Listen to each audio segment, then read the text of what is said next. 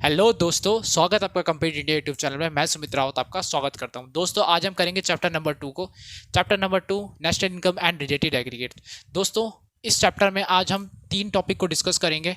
ये 3 टॉपिक दोस्तों आपके आने वाले नेशनल इनकम अकाउंटिंग के लिए बहुत ज़्यादा ज़रूरी है। इस चैप्टर को मैं 2 पार्ट्स में लाऊंगा। पार्ट 1 में दोस्तों हम इन टॉपिक को कवर करेंगे, और पार्ट 1 में हम इन टॉपिक को ही क्यों कवर करेंगे दोस्तों, क्योंकि ये बेस है। इन टॉपिक को समझने के बाद आप आगे की नेशनल इनकम एंड अकाउंटिंग बहुत आसानी से समझ सकते हैं। दोस्तों, आप डिस्कस कर लेते हैं कौन कौन से टॉपिक्स हम करेंगे। देखो दोस्तों, हम पहले करेंगे domestic income and national income. फिर हम करेंगे सेकंड टॉपिक जो है दोस्तों gross and net concept of domestic income. और थर्ड जो है दोस्तों एग्रीगेट्स। बेसिकली 8 एग्रीगेट्स आपको पढ़ने हैं, और 8 एग्रीगेट्स पढ़ने के बाद आप नेशनल इनकम एंड अकाउंटिंग बहुत ही आसानी से कर लोगे। मैं आपको एक यूनिक वे से पढ़ाऊंगा। इसे पढ़ने के बाद दोस्तों आप नेशनल इनकम बहुत आसानी से कोई भी क्वेश्चन आप कवर कर लोगे।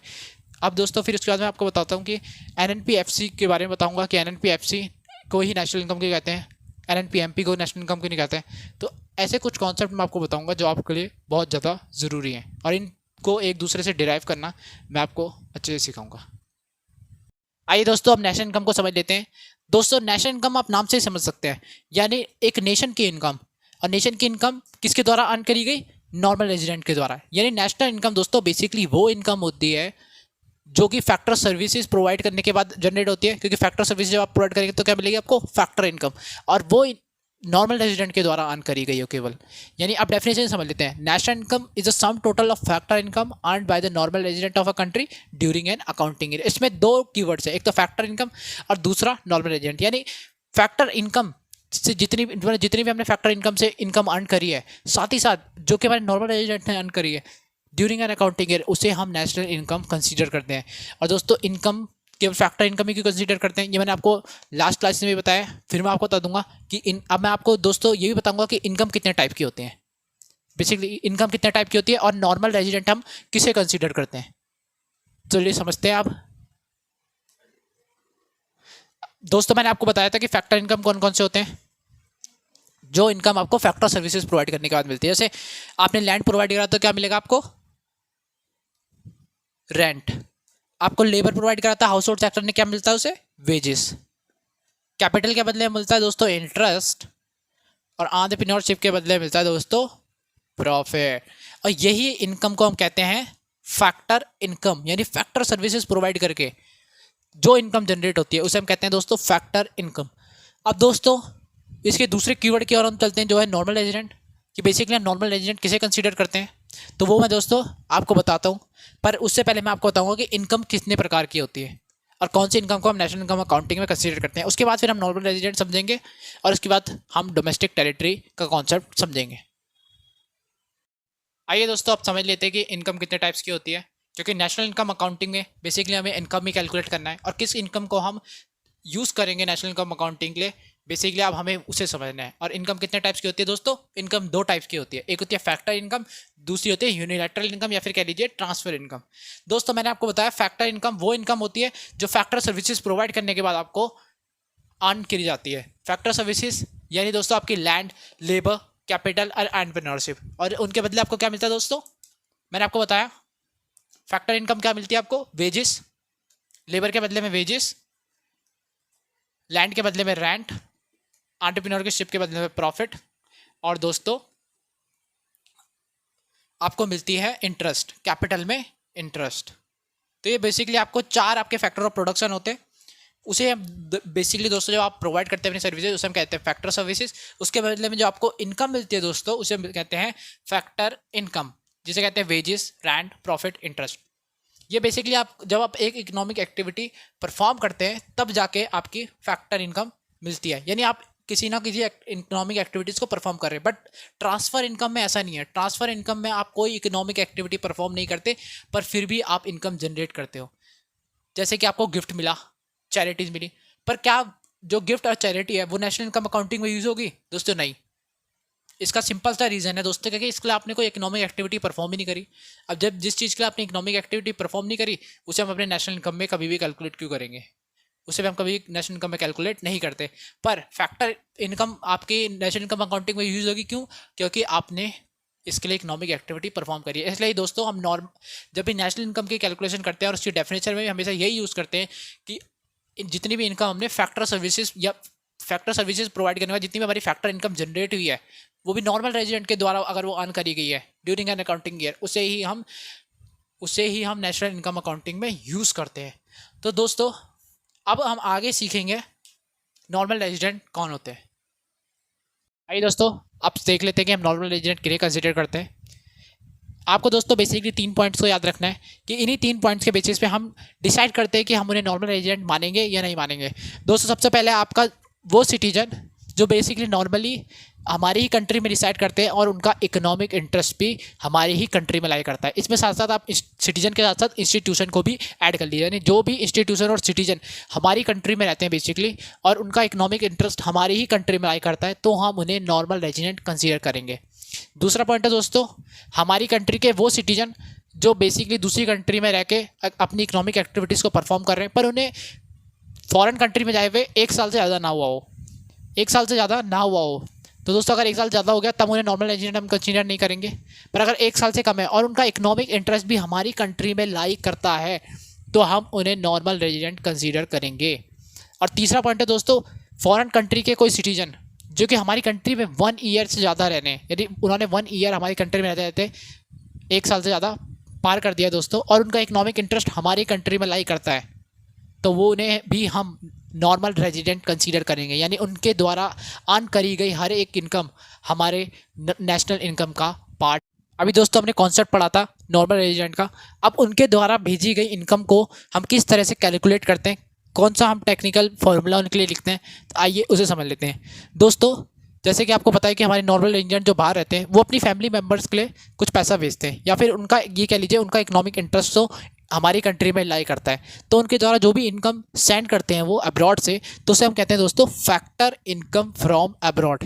यानी जो फॉरेन कंट्री में है और वहाँ से जो वो पैसा हमारी कंट्री में भेज रहे हैं चाहे अपनी फैमिली मेम्बर के लिए हो चाहे किसी भी चीज़ के लिए हो, उसे हम कहते हैं दोस्तों फैक्टर इनकम फ्रॉम अब्रॉड। और दोस्तों उस वैसे आपने पढ़ा था पॉइंट नंबर 3 कि कुछ लोग जो हैं फॉरेन रेजिडेंट्स हमारी कंट्री में रहते हैं, फॉरेन सिटीजन हमारी कंट्री में रहते हैं और उनको अगर 1 साल से ज़्यादा हो गया तब तो हम उसे अपनी इनकम में जोड़ देते हैं, पर अगर उन्हें 1 साल से कम हुआ है तो बेसिकली वो भी तो कुछ अपनी इकोनॉमिक एक्टिविटी परफॉर्म करेंगे और उसका पैसा जो आप विदेश में भेजेंगे या फिर फॉरेन कंट्री में भेजेंगे तो उसे हम कहते हैं दोस्तों फैक्टर इनकम टू अब्रॉड।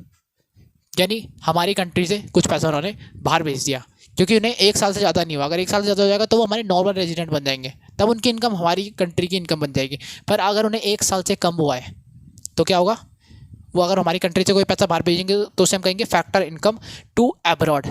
और अगर हमारे कोई सिटीजन जिन्हें 1 साल से कम हुआ है फॉरेन कंट्री में और वो अगर वो अपनी इकोनॉमिक एक्टिविटी कर रहे हैं और हमारी कंट्री पैसा भेज रहे हैं उसे हम कहते हैं फैक्टर इनकम फ्रॉम अब्रॉड।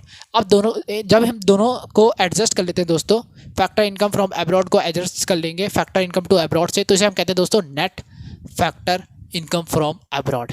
अगर ये पॉजिटिव में होगा तो दोस्तों हम कहते हैं net factor income from abroad और अगर ये नेगेटिव में होता है तो इसे हम कहते हैं net factor income to abroad. तो दोस्तों इसे शॉर्ट में NFIA भी बोलते हैं। जब भी आपको यहाँ पे दोस्तों इकोनॉमिक्स में नेट दिखेगा इसका मतलब दोस्तों होता है एडजस्टमेंट।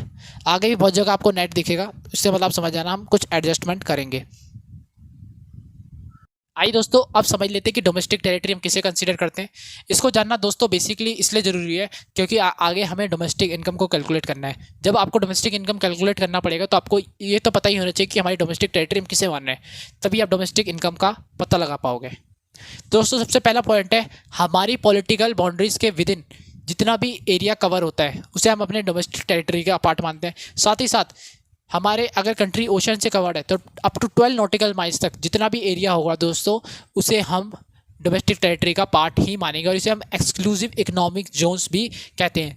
दूसरा पॉइंट है दोस्तों ships and vessels and aircraft. अगर हमारी कंट्री के सिटीजन उसे फ्लाई कर रहे हैं या फिर उसे चला रहे हैं, अगर शिप्स को चला रहे हैं, मान लीजिए इंडिया से वो ले जा रहे हैं जापान, फिर साउथ कोरिया, फिर कोरिया, अगर इस तरह से अगर वो दोस्तों ट्रैवल कर रहे हैं तो उस शिप में जितनी भी इकोनॉमिक एक्टिविटी परफॉर्म हो रही है या फिर उस शिप के जरिए जितनी भी इकोनॉमिक एक्टिविटीज़ परफॉर्म हो रही है दोस्तों उसे हम अपने डोमेस्टिक टेरिटरी के अंदर की ही इकोनॉमिक एक्टिविटी कंसीडर करते हैं और उसे भी हम अपनी डोमेस्टिक टेरिटरी मान लेते हैं इकोनॉमिक। थर्ड पॉइंट है दोस्तों fishing vessels, oil and gas rigs. इन तीनों में भी दोस्तों अगर इकोनॉमिक एक्टिविटी हमारे देश के लोग परफॉर्म कर रहे हैं तो दोस्तों इसे भी हम डोमेस्टिक टेरिटरीज का हिस्सा मानते हैं और इसे हम नेशनल इनकम अकाउंटिंग में यूज़ करते हैं।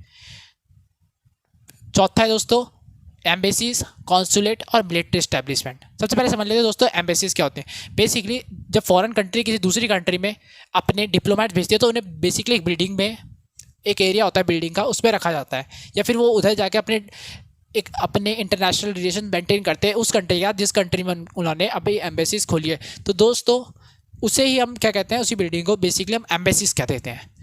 तीसरा है दोस्तों कॉन्सुलेट, और ये एम्बेसीज दोस्तों बेसिकली जो होती है कैपिटल में होती है। दूसरा है दोस्तों कॉन्सुलेट्स। कॉन्सुलेट्स बेसिकली दोस्तों जब भी मान लीजिए किसी कंट्री के बहुत अच्छे रिलेशन है किसी कंट्री के साथ, तो एक तो एम्बेसी खोलेंगे, साथ ही साथ वो नेशनल कैपिटल से थोड़ा दूर या फिर चलिए नेशनल कैपिटल से बाहर अगर कोई और बिल्डिंग खोलते हैं जिसमें उनके डिप्लोमेट्स रहते हैं और इंटरनेशनल रिलेशन मेंटेन करते हैं, तो उसे दोस्तों हम बेसिकली कहते हैं कॉन्सुलेट। जैसे रशिया का मान लीजिए न्यू दिल्ली में है, और साथ ही साथ अगर किसी और जैसे मुंबई में है तो उसे अगर वो मतलब उनकी डिप्लोमेटिक जो बिल्डिंग एक और मुंबई में भी है तो उसे हम कह देंगे दोस्तों कॉन्सुलेट। और तीसरा दोस्तों मिलिट्री इस्टेब्लिशमेंट। मिलिट्री इस्टेब्लिशमेंट यानी जैसे मान लीजिए यूएस की मिलिट्री इस्टेब्लिशमेंट है फिलीपींस में, जापान में, तो वहाँ पे जितने भी उनके मिलिट्री सोल्जर्स जो हैं इकोनॉमिक एक्टिविटीज़ कर रहे हैं या उस एरिया को दोस्तों बेसिकली वो अपनी डोमेस्टिक टेरिटरी का हिस्सा मानेंगे इकोनॉमिक्स में। आइए दोस्तों अब उस टर्म को समझ लेते हैं जिसको आपने जब से इकोनॉमिक्स पढ़ना स्टार्ट करा तब से आप सुन रहे हैं, वो है दोस्तों जीडीपी यानी ग्रॉस डोमेस्टिक प्रोडक्ट। और ग्रॉस डोमेस्टिक प्रोडक्ट क्या होता है दोस्तों? ग्रॉस डोमेस्टिक प्रोडक्ट यानी हमारी डोमेस्टिक टेरिटरी के अंदर जितना भी हम गुड्स एंड सर्विसेज का प्रोडक्शन करते हैं ड्यूरिंग एन अकाउंटिंग ईयर दोस्तों, उसे हम कहते हैं ग्रॉस डोमेस्टिक प्रोडक्ट। और इसे दोस्तों आपने डेफिनेशन के थ्रू समझते हैं, total of goods and services produce within the domestic territory of a country during an accounting year is known as gross domestic product. दोस्तों डोमेस्टिक टेरिटरी आपने पहले पढ़ लिया कि जो हम इकोनॉमिक डोमेस्टिक टेरिटरी किसे कंसीडर करते हैं, वही 4 पॉइंट्स। उन्हीं 4 पॉइंट्स में अगर कुछ भी इकोनॉमिक एक्टिविटी हो रही है तो दोस्तों उसे हम कहते हैं वो हमारी डोमेस्टिक टेरिटरी के अंदर ही इकोनॉमिक एक्टिविटी हो रही है, और उसे हम ग्रॉस डोमेस्टिक प्रोडक्ट के कैलकुलेशन के लिए यूज़ कर लेते हैं। और दोस्तों ग्रॉस डोमेस्टिक प्रोडक्ट जो होता है बेसिकली वो ग्रॉस डोमेस्टिक इनकम भी होता है, ये दोनों इक्वल होते हैं। अब मैं से आगे आपको बताऊंगा कि दोनों इक्वल कैसे होते हैं। आइए दोस्तों अब समझ लेते हैं कि ग्रॉस डोमेस्टिक प्रोडक्ट और ग्रॉस नेशनल इनकम इक्वल कैसे होता है। इसको अभी समझ लेते हैं दोस्तों, वरना आपको बाद में कन्फ्यूजन हो सकती है कि हम नेट नेशनल प्रोडक्ट को ही net national product at factor cost को ही हम नेशनल इनकम की बोल रहे हैं। तो दोस्तों अब समझ लेते हैं। इसको समझने के 2 तरीके हैं बेसिकली। एक तो है दोस्तों, इसको समझने का तरीका मैं आपको बता देता हूँ क्या है। एक तो दोस्तों क्या होता है, आपने क्या करा ग्रॉस डोमेस्टिक प्रोडक्ट, वो क्या होता है goods and services, monetary value of goods and services, यानी आपने क्या करा गुड्स एंड सर्विसेज प्रोड्यूस करे, गुड्स एंड सर्विसेज। इसके बदले में प्रोड्यूसर को क्या मिलता है दोस्तों? प्रोड्यूसर मैंने आपको पहले बताया था, प्रोड्यूसर हम क्या मानते हैं फर्म को। बेसिकली फर्म अपने पास कुछ नहीं रखता, अभी मैं आपको बताता हूँ कैसे कुछ नहीं रखता। दोस्तों ये हो गई फर्म। फर्म को क्या मिलता है गुड्स एंड सर्विसेज बेचने के बदले में दोस्तों? रेवेन्यू, कुछ पैसा मिलता है।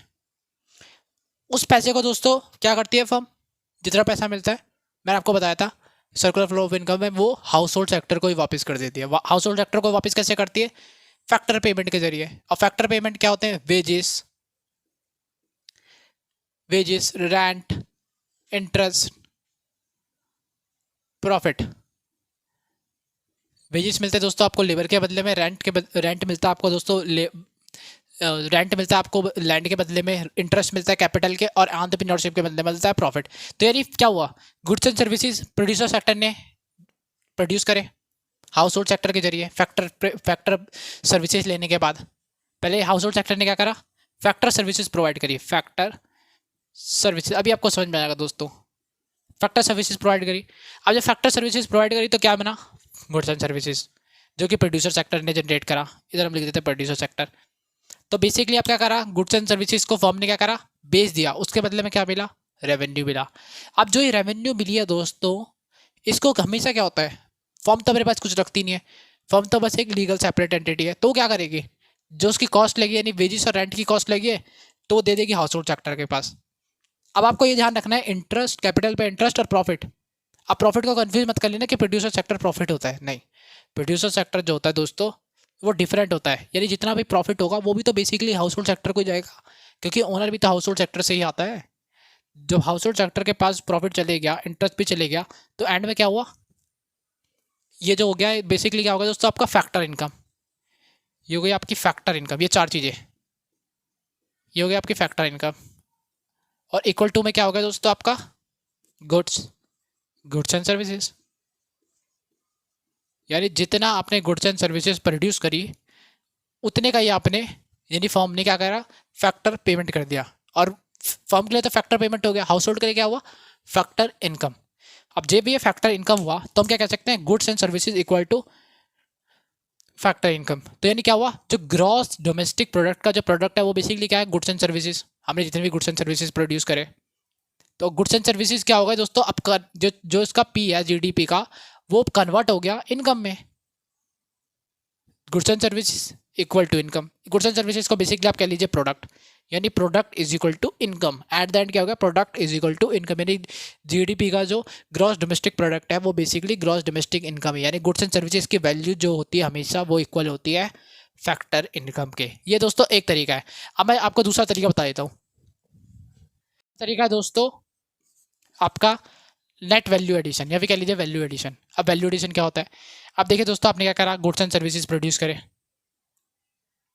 गुड्स एंड सर्विसेज आपने किसके जरिए प्रोड्यूस करे, रॉ मटेरियल जिसने आपने यूज़ करा होगा, पर उससे आप बाद में थोड़ा कंसीडर करना भी। जैसे मान लीजिए आपने क्या करा, गुड्स एंड सर्विसेज प्रोड्यूस करे, या फिर कह लीजिए वैल्यू ऑफ आउटपुट आपने प्रोड्यूस करा, कुछ गुड्स एंड सर्विसेज का value of output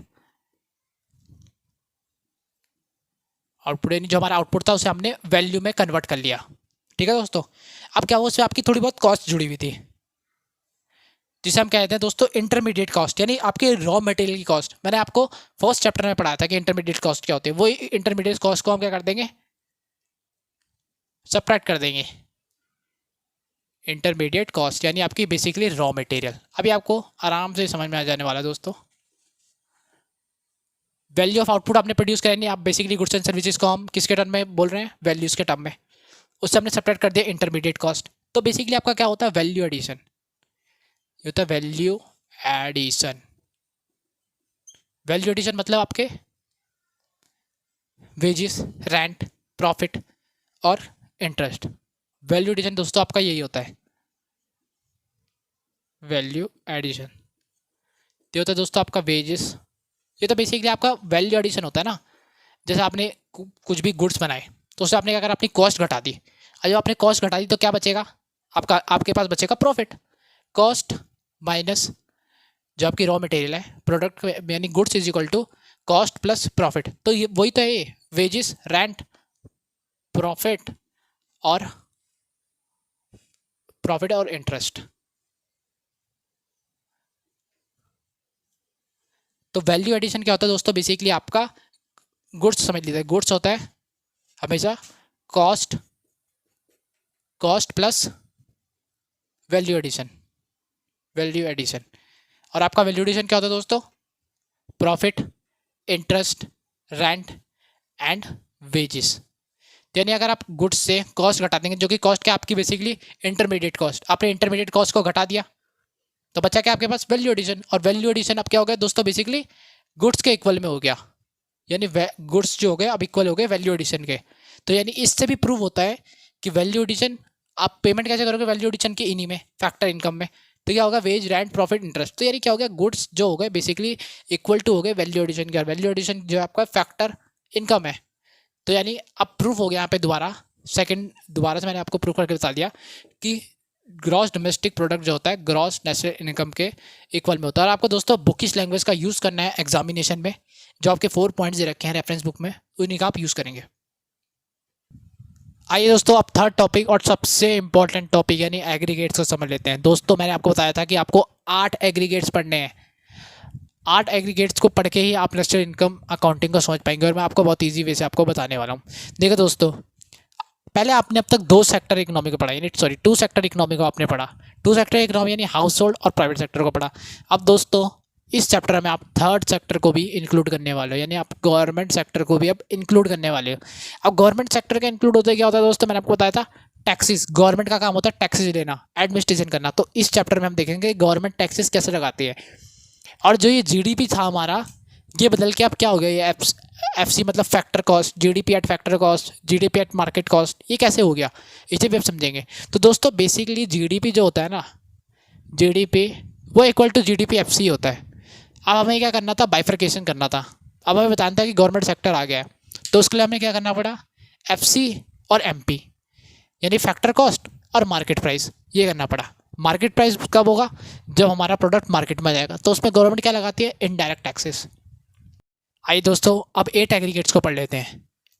in 8 aggregates को पढ़ना आपके लिए बहुत ज़्यादा जरूरी है, क्योंकि नेशनल इनकम एंड अकाउंटिंग आप इसी 8 एग्रीगेट्स के द्वारा आप करने वाले हो। अगर आपको इन 8 एग्रीगेट को नहीं पढ़ा तो आपके लिए बहुत ज़्यादा प्रॉब्लम हो जाएगी। मैं आपको इतना सिंपल वे से पढ़ाऊँगा इन 8 एग्रीगेट्स को कि आप कभी नहीं भूलने वाले। देखो दोस्तों, अभी तक आपने क्या करा था? 2 सेक्टर इकोनॉमी को पढ़ा था, house hold sector, private sector. अब दोस्तों बेसिकली थर्ड सेक्टर को हम इंक्लूड कर देंगे, जो कि गवर्नमेंट सेक्टर। और गवर्नमेंट सेक्टर का काम क्या होता है? मैंने आपको बताया था कि एडमिनिस्ट्रेशन करना, साथ ही साथ टैक्स लगाना, गवर्नमेंट का काम होता है। तो इसमें हम समझ लेते हैं दोस्तों, ये FCMP क्या होता है दोस्तों? इसे बेसिकली कहते हैं फैक्टर कॉस्ट और मार्केट प्राइस। मार्केट प्राइस मतलब जब आपका गुड मार्केट में आ जाएगा तो गवर्नमेंट क्या करेगी? इनडायरेक्ट टैक्सेस लगाएगी। और जब आपका मान लीजिए फैक्टर कॉस्ट का मतलब क्या है? जितनी भी आपकी फैक्टर ऑफ प्रोडक्शन यानी लैंड, लेबर, कैपिटल, एंटरप्रेन्योरशिप, इसे हम कहते हैं बेसिकली कॉस्ट। अगर आप प्रोड्यूसर की नज़रों से देखोगे तो ये कॉस्ट है, और हाउस होल्ड की नज़रों से देखोगे तो ये इनकम है। तो यानी gross domestic product at factor cost basically क्या होता है? Sum total of all factor cost. और बेसिकली फैक्टर कॉस्ट ही आपका फैक्टर इनकम होता है। यानी आपका GDP जो होता है, बेसिकली GDP इक्वल होता है हमेशा GDP FC के। GDP और GDP FC में कोई डिफरेंस नहीं है। FC और MP केवल इंट्रोड्यूस करा गवर्नमेंट सेक्टर का रोल दिखाने के लिए, बस आप इतना समझ लीजिए। अब हम GDP FC से, नहीं आपको समझ में आ गया कि GDP और GDP FC तो बेसिकली सेम ही है, वो तो बस गवर्नमेंट सेक्टर का रोल दिखाना था, इसलिए हमने FC से MP करा। और रोल क्या होता है मैं आपको बता देता हूँ। अब दोस्तों हमें जाना है GDP FC से GDP MP में। इसे आप इस तरह से समझ लीजिए, आपका अभी प्रोडक्ट बना हुआ है, फैक्टर कॉस्ट को आप ये मत समझ लेना आपका प्रोडक्ट कोई फैक्ट्री में। मान लीजिए अभी आपने बस गुड का प्रोडक्शन करा है, अब आप क्या करोगे? मार्केट में जाओगे तो आपको जो GDP FC है, आपको अभी GDP MP कैलकुलेट करना है, तो आपको क्या करना पड़ेगा? GDP FC। अभी आपका प्रोडक्ट मान लीजिए फैक्ट्री में ही, अभी आपने कुछ नहीं करा, अभी आप मार्केट में जाओगे। अब आप मार्केट में लेके तो क्या होगा? आपका इनडायरेक्ट टैक्स लग जाएगा तुरंत ही। ये लग गया आपका इनडायरेक्ट टैक्स, ये लगा आपका इनडायरेक्ट टैक्स माइनस हो गया सब्सिडीज़। अब दोस्तों गवर्नमेंट टैक्स देती है तो सब्सिडी भी तो देती है ना किसी किसी प्रोडक्ट में। तो ये हो जाता है दोस्तों, जब आप gross domestic product at factor cost में ऐड कर दोगे इनडायरेक्ट टैक्सेस को, यानी आप अपने प्रोडक्ट को मार्केट में ले आए, तो क्या होगा? GDP FC आपका कन्वर्ट हो जाएगा GDP MP में। साथ ही साथ आपको सब्ट्रैक्ट कर देना सब्सिडी, अगर आपको सब्सिडी गवर्नमेंट दे रही है तो। यही मान लीजिए अगर आपका GDP FC था 200 रुपीज़, फैक्ट्री का कॉस्ट था 200 रुपीज़, उसमें लगा 10 रुपये का इंडायरेक्ट टैक्स, सब्ट्रैक्ट कर दीजिए आप 5 रुपीज़ का इंडायरेक्ट सब्सिडीज़, तो क्या हो जाएगा? आपका 205 रुपीज़ का GDP MP हो जाएगा। यही तो होता है, आपका फैक्ट्री का जो प्रोडक्ट होता है थोड़ा सस्ता होता है, जब उसमें इंडायरेक्ट टैक्सेस इंक्लूड हो जाते हैं क्या हो जाता है? महंगा हो जाता है। तो इन्हें हमने क्या करा? GDP FC को GDP MP में कैलकुलेट करने के लिए क्या करा? इनडायरेक्ट टैक्सेस ऐड कर दिया, सब्सिडीज घटा दी, और इनको अब एडजस्ट कर लेते हैं। इन दोनों को जब हम एडजस्ट करके लिख देते हैं, इसे हम बेसिकली कहते हैं net indirect taxes. Net indirect taxes दोस्तों ध्यान रखना, फैक्टर कॉस्ट से मार्केट प्राइस में आने के लिए आपको क्या करना पड़ेगा? बस नेट इनडायरेक्ट टैक्सेस ऐड करने पड़ेंगे, यानी आपका फैक्टर कॉस्ट से बन जाएगा मार्केट प्राइस। अब आपका गुड मार्केट में आ गया, अब आपका गुड तो मार्केट में आ गया है। मैंने आपको पढ़ाया था दोस्तों कॉन्सेप्ट डेप्रिसिएशन का, यानी आपकी फिक्स असेट्स में जो भी वैल्यू का फॉल होता है उसे हम कहते हैं डेप्रिसिएशन। अब आप क्या हुआ? आपने कुछ गुड्स बनाए थे, आपके फिक्स असेट भी उसमें इंक्लूड थी, तो आप क्या करेंगे? उस पर से आप फिक्स असेट जब घटा देंगे, यानी GDP MP से, मान लीजिए आपने क्या कहा? GDP MP से डेप्रिसिएशन घटा दिया, तो दोस्तों आपका क्या हो जाएगा? जो G है ना, एक ग्रॉस, जिसे आप कहते हैं ग्रॉस, यानी उसमें सब कुछ इंक्लूडेड है, सब कुछ में कुछ एडजस्टमेंट नहीं हुई। उससे आप जब डेप्रिसिएशन घटा दोगे तो क्या बन जाएगा? नेट। जब भी आप GDP पढ़ोगे ना, GDP इसमें जब भी जो G आएगा इसका मतलब होता है ग्रॉस, और इससे जब भी आप डेप्रिसिएशन सब्ट्रैक्ट कर दोगे, चाहे वो FC हो, MP हो, कुछ भी हो, तो बन जाएगा दोस्तों नेट। चाहे नेट डोमेस्टिक इनकम बने, या फिर कह लीजिए नेट डोमेस्टिक प्रोडक्ट बने, चाहे नेट नेशनल प्रोडक्ट बने, कुछ भी बनेगा नेट। यानी शुरू का G अगर आपको चेंज करना है तो आपको डेप्रिसिएशन घटाना पड़ेगा, आपको ग्रॉस को नेट बनाना पड़ेगा, आपको एडजस्टमेंट करनी पड़ेगी दोस्तों, आपको एडजस्टमेंट इसमें करनी पड़ेगी। यानी अगर आपको GDP MP से पहले कर देते, GDP FC से आपको जाना GDP सॉरी NDP-FC। तो क्या करना पड़ेगा आपको, NDP-FC equal to GDP-FC subtracted by depreciation. तो ये आपका क्या होता है, डेप्रिसिएशन घटाने के बाद तुरंत ही नेट। फिर क्या करेंगे आप, जब नेट हो गया तो अब आपको क्या करना है, GDP-MP को, मार्केट प्राइस को अब ले जाना है आपको NDP-MP। तो आपको सिंपली क्या करना पड़ेगा, बस GDP-MP से क्या करना पड़ेगा आपको, सेपरेट करना पड़ेगा डेप्रिसिएशन। तो ये जो आपका ये ग्रॉस से बन जाएगा NDP-MP। सिंपल। अब मैं आपको और चीज़ बताता हूँ। अगर दोस्तों आपको, अब देखिए थोड़ा सा कॉम्प्लेक्स होगा पर अच्छा है, आसान है, कुछ मुश्किल नहीं है इसमें समझने में, आपके लिए बहुत सिंपल है। जैसे मान लीजिए दोस्तों, आप क्या करना है, आपको GDP इसको कन्वर्ट करना है लास्ट वाले में सीधा, यानी GDP-FC को कन्वर्ट करना है NDP-MP में। थोड़ा ध्यान दीजिए, आपको करना पड़ेगा, यानी NDP दोस्तों, अगर आपको NDP-MP कैलकुलेट करना है तो उसके लिए आपको क्या करना पड़ेगा दोस्तों, बस GDP-FC को पहले आपको कन्वर्ट पड़ेगा GDP-MP में। उसके लिए आपको क्या करना पड़ेगा, बस नेट इनडायरेक्ट टैक्स ऐड कर दो। नेट इनडायरेक्ट टैक्स ऐड करा तो ये आपका जो फैक्टर कॉस्ट था अब बन गया मार्केट। अब ये GDP-MP बन चुका है, इतना हिस्सा GDP-MP बन चुका है। अब GDP-MP को क्या करोगे, आपको नेट बनाना है, ग्रॉस अभी तो ग्रॉस डोमेस्टिक प्रोडक्ट है, MP है, बस डेप्रिसिएशन सब्ट्रैक्ट कर देना है, सिंपल। आपने सब्ट्रैक्ट करा डेप्रिसिएशन और ये बन गया आपका NDP-MP। यानी आप किसी को भी किसी से कन्वर्ट कर सकते हो, सिंपल। अब दोस्तों अब देख लेते हैं ये एन क्या है। ये तो मैं आपको वैसे भी पहले बता चुका हूँ, पर फिर भी हम दोबारा समझ लेते हैं। जब भी दोस्तों आप डोमेस्टिक प्रोडक्ट में, gross domestic product at factor cost में, ग्रॉस नेशनल प्रोडक्ट अभी हमें निकालना, gross national product eight FC, तो उसमें क्या करोगे आप, GDP-FC में क्या करोगे दोस्तों, बस net factor income from abroad add कर दोगे, NFI ऐड कर दोगे। यानी जो आपका डोमेस्टिक टेरिटरी था अब आपने क्या बना दिया उसे नेशनल, और नेशनल बनाने के लिए हमें क्या करना पड़ता है, net factor income from abroad को ऐड करना पड़ता है। तो यानी आपका अब देखिए GDP 3 वर्ड का लेटर है, सबसे इंपॉर्टेंट है। GDP में GDP प्लस FC यानी 4 वर्ड का, 4 लेटर का वर्ड है, इसे ध्यान से देखना। अभी आपने G करा था, G को चेंज करा था N में डेप्रिसिएशन घटा के। अब आपको क्या करना है, डोमेस्टिक को, इस D को चेंज करना है N में। इसके लिए क्या करना पड़ेगा, NFI ऐड करना पड़ेगा, डोमेस्टिक से नेशनल। तो आपका बन जाएगा दोस्तों GNP एट फैक्टर कॉस्ट। अब आपको बनाना है दोस्तों GNP एट MP। तो ये दोस्तों कैलकुलेट करना ये भी बेसिकली बहुत आसान है, इसमें सब कुछ तो सेम है। GNP बस चेंज कितना है FC और MP का। FC और MP का चेंज क्या बनता है आपको बता दिया। FC में अगर आप नेट इनडायरेक्ट टैक्स ऐड कर दोगे तो बन जाएगा MP। तो यानी बेसिकली GNP-FC में आपको ऐड करना है बस नेट इनडायरेक्ट टैक्स। अब जब इसमें ये ऐड कर दोगे तो बन जाएगा ये gross national product eight market price. यानी GNP-FC में केवल FC को अब MP में चेंज करना है तो क्या करना पड़ेगा, नेट इनडायरेक्ट टैक्स को ऐड करना पड़ेगा। अब दोस्तों आपको कन्वर्ट करना है। अब दोस्तों हम बिल्कुल स्टार्टिंग से भी करेंगे, बिल्कुल एंड तक लाएंगे, GDP-FC से NNP-MP कैलकुलेट करेंगे।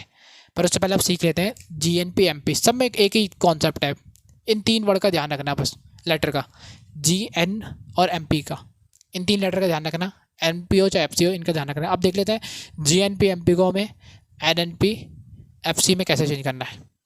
फिर वही डिफरेंस है, बस MP और FC का ही डिफरेंस है, और साथ ही साथ G का भी डिफरेंस है, ग्रॉस है। अभी हमें इसे नेट बनाना है। पहले हम स्टार्ट करते हैं GN, उसके बाद MP में जाते हैं। तो यानी ग्रॉस से नेशनल नेट में जाना है तो क्या करना पड़ेगा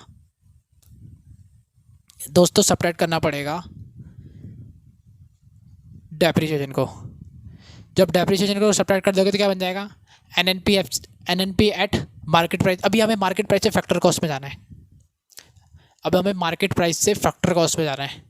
अब हमें उल्टा करना है, तो दोस्तों हम क्या करेंगे, इनडायरेक्ट टैक्सेस को सब्ट्रैक्ट कर देंगे।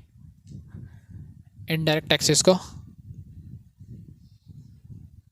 को भी सब्ट्रैक्ट कर देंगे, यानी यहाँ पे डेप्रिसिएशन भी सब्ट्रैक्ट हुआ है और इनडायरेक्ट टैक्सेस भी सब्ट्रैक्ट हुए हैं। पहले आपने जी को चेंज करा एन में डेप्रिसिएशन से, साथ ही साथ अब आपने क्या करा एमपी को, एमपी से अब मार्केट प्राइस से अब आप उल्टा जा रहे हो फैक्टर ऑफ कॉस्ट में, तो आपने क्या सब्ट्रैक्ट कर दिया, सिंपल सा इनडायरेक्ट टैक्स। पहुँच गई जी एनएनपीएफसी पे, और इसी को हम नेशनल इनकम बोलते हैं, यानी आपने जीडीपी से नेशनल इनकम डिराइव कर लिया। अब मैं आपको बिल्कुल स्टार्टिंग से समझाऊंगा, अभी आप टेंशन मत लो अगर आपको कुछ भी प्रॉब्लम हो रही है तो, बस ध्यान से सुनते रहो। बहुत सिंपल वे से मैंने आपको बताया है। अब क्या करेंगे, अब सब कुछ तो सेम है, इसमें फैक्टर कॉस्ट ही डिफरेंस है। देखो N N P factor cost और मार्केट प्राइस। अगर इसमें NNI भी आ जाए तो भी कोई प्रॉब्लम की बात नहीं है, मैंने आपको बता दिया प्रोडक्ट और इनकम दोनों इक्वल होती है। अब फैक्टर कॉस्ट और मार्केट प्राइस पहुँचना भाई जी, क्या करेंगे, फैक्टर कॉस्ट में क्या करते हैं, वैसे add net indirect tax add करना है इस बार, क्योंकि हमें फैक्ट्री से निकाल के मार्केट में प्रोडक्ट लाना है। अब मार्केट में प्रोडक्ट हमेशा महंगा होता है, तो उसमें इनडायरेक्ट टैक्सेस ऐड हो जाएंगे। तो यानी हमने हर एक एग्रीगेट को समझ लिया, एक दूसरे से डिराइव कर लिया, पर अब होगा बिल्कुल स्टार्टिंग से, बस ये लास्ट है। अब आपको सब कुछ समझ में आ जाएगा, सब कुछ क्लियर हो जाएगा, आपके मन में कोई डाउट नहीं रहेगा। वह दोस्तों अब देख लेते हैं,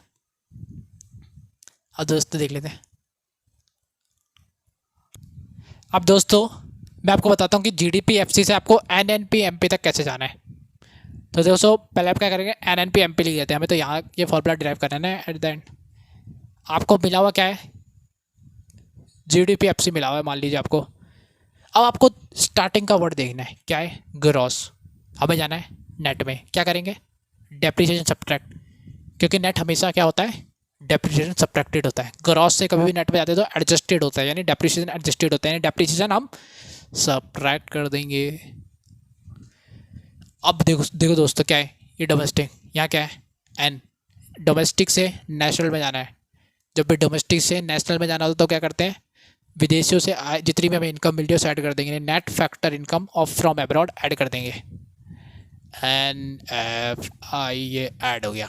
अब ये जो था GDP का अब बन चुका है NNPFC, अभी तक NNPFC बना है, अब हमें क्या करना है, इस FC को क्या करना पड़ेगा, चेंज, FC को MP में चेंज, MP में चेंज करने के लिए आता है फैक्ट्री से मार्केट में प्रोडक्ट ला रहे हैं, इनडायरेक्ट टैक्स ऐड कर देना है, ये आपने करते हैं indirect tax add, indirect tax,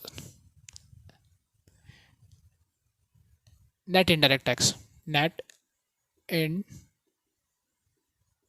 indirect tax.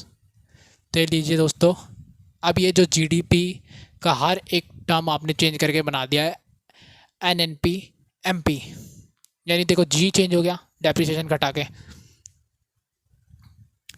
D change हो गया NNP ऐड कर NFI ऐड करके, FC चेंज हो गया MP में नेट इनडायरेक्ट टैक्स ऐड करके। सिंपल वे में याद रखो, रटो मत, फॉर्मूला जितना रटोगे उतना ज़्यादा कन्फ्यूजन होगी। सिंपल वे से फैक्ट्री से मार्केट में लाना है, इनडायरेक्ट टैक्स ऐड कर दो, डोमेस्टिक से नेशनल में लाना है, NFI ऐड कर दो, ग्रॉस से नेट में लाना है, डेप्रिसिएशन सेपरेट कर दो। और अगर उल्टा करना पड़े कि नेट से ग्रॉस में जाना पड़े तो क्या कर दोगे, डेप्रिसिएशन ऐड कर दोगे, जस्ट रिवर्स करना है। अब दोस्तों सबसे बड़े डाउट की तरफ पढ़ लेते हैं कि NNPFC ही क्यों नेशनल इनकम होता है और टर्म के नहीं होते। भाई ऑब्वियस सा है, GDP तो होगा नहीं क्योंकि इसमें डोमेस्टिक है, डोमेस्टिक और नेशनल का कोई तालमेल नहीं है, सब अलग है। इसमें भी डोमेस्टिक ये भी नहीं होगा, ये भी नहीं होगा, ये भी नहीं हो सकता। अब अच्छा ये gross national product factor cost, gross national product market price, इन चारों में से क्यों हमने नेट नेशनल प्रोडक्ट को ये चुना। देखो दोस्तों ये तो ग्रॉस है, इसमें तो डेप्रिसिएशन ऐड है। अब जिसमें डेप्रिसिएशन ऐड हो उसे हम अपनी नेशनल इनकम तो मानेंगे नहीं, उसमें तो हमारी पहले से कॉस्ट जुड़ी हुई है, उसे हम घटा देंगे, उसे हम एडजस्ट कर लेंगे। डेप्रिसिएशन को कभी भी कैलकुलेट नहीं करेंगे, वो तो खत्म हो चुकी है हमारी बुक वैल्यू, वो तो हम फालतू में हम अपनी बुक वैल्यूज़ में लिख रहे हैं, हमारी मार्केट वैल्यू तो उसकी खत्म हो चुकी है ना, तो बुक में लिख के क्या फ़ायदा। अब अच्छा NNPFC और NNPMP क्यों, NNP-FC ही क्यों, NNP-MP क्यों नहीं? अब दोस्तों आपने यहाँ देखा NNP-MP क्या होता है, मार्केट प्राइस, और मार्केट प्राइस में क्या इंक्लूड होता है, इनडायरेक्ट टैक्स। जब दोस्तों आपके प्रोडक्ट में इनडायरेक्ट टैक्स जुड़ा हुआ है और सब्सिडी घटी हुई है, अगर मान लो किसी कंट्री में इनडायरेक्ट टैक्स बहुत ज़्यादा लगता है, बहुत ज़्यादा हाई है, तो क्या होगा, NNP-MP क्या होगा, बहुत ज़्यादा शूट अप कर जाएगा, यानी बहुत ज़्यादा हो जाएगा, और हमें ये बिल्कुल एक फिक्टिशियस डेटा देगा, फेक डेटा देगा। और on the other hand NNP-FC में केवल फैक्ट्री का कॉस्ट है, केवल फैक्ट्री पे कोई इंडायरेक्ट टैक्स नहीं जुड़ा हुआ, तो यानी बिल्कुल ट्रू डेटा देगा। मान लीजिए सोमालिया एक कंट्री है, सोमालिया, और इंडिया एक कंट्री है, मान लीजिए इंडिया है और सोमालिया है।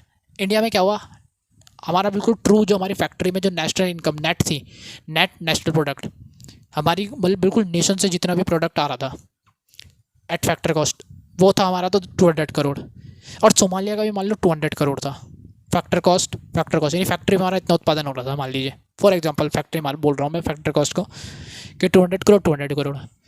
अब क्या हुआ, सोमालिया ने सोचा अपनी, अगर हम इसे NNP-MP को नेशनल इनकम मानते तो चलो भाई इंडायरेक्ट टैक्स बहुत लगा देते हैं ताकि हमारी नेशनल इनकम ज़्यादा है, 200 करोड़ की और ऐड कर दी। और इंडिया ने क्या कहा, चलो 10 करोड़ की लगा लेते हैं। हमारा तो भाई नेशनल इनकम, अगर हम NNP-MP को नेशनल इनकम मानते तो क्या होता, हमारा तो 210 करोड़ आता और सोमालिया का 400 करोड़ हो जाता। फेक होता ना, असल में प्रोडक्ट तो उतना ही, उत्पादन तो केवल 200 करोड़ का ही हुआ है, तो हम क्यों अपने जानबूझ के टैक्स लगा के ज़्यादा दिखाने की कोशिश करें। इसलिए इकोनॉमिस्ट ने नेट नेशनल प्रोडक्ट को ही, net national product at factor cost को ही नेशनल इनकम माना, और किसी को नहीं माना। ये दोस्तों ये पॉइंट आपको कोई नहीं बताता, ये मैंने आपका डाउट क्लियर करा है। दोस्तों अगर आपको वीडियो अच्छा लगा हो तो लाइक करना और चैनल को सब्सक्राइब कर लो, क्योंकि आगे ही ऐसे कुछ डाउट मैं आपके क्लियर करूँगा जो आपके कोई टीचर नहीं सॉल्व कराता डाउट। और मैंने जिस तरह से यूनिक वे से आपको पढ़ाया उस तरह से आप हमेशा के लिए याद कर रखोगे इस कॉन्सेप्ट को। तो दोस्तों थैंक यू फॉर वॉचिंग, जय हिंद।